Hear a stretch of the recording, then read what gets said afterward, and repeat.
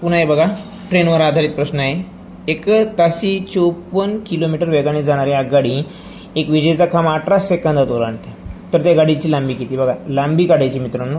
लांबी म्हणजेच काय? अंतर काढायचे. तर अंतराचं सूत्र काय? अंतर बरोबर वेग गुणिले वेळ. बरोबर.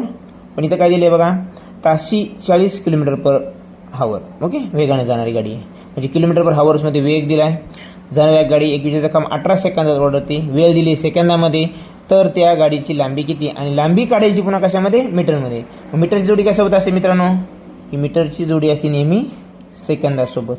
आणि आपल्याला माहीत आहे जेव्हा केव्हाही आपल्याला मीटर पर सेकंदामध्ये जर अंतर काढायचं असेल, काही जे असेल, वेळ असेल किंवा लांबी असेल, तर आपण कितनं गुणतो? 518 गुणतो. म्हणून काय होईल मित्रांनो? वेग किती आपला? 54 गुणिले वेळ किती आहे आपली? 18. बरोबर. हां, आता हे जे उत्तर आहे हे आपल्याला मीटर पर सेकंदमध्ये काढण्यासाठी 518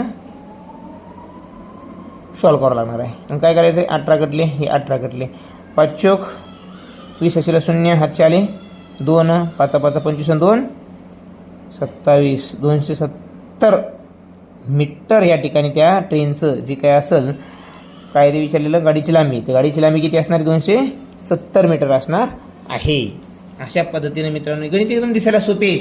फक्त 518 कधी वापरायचे आणि कधी नाही वापरायचे यावरच सगळं याचं उत्तर अवलंबून असते. तर असे व्हिडिओसाठी चॅनलला सबस्क्राईब करा आणि शेअर करा.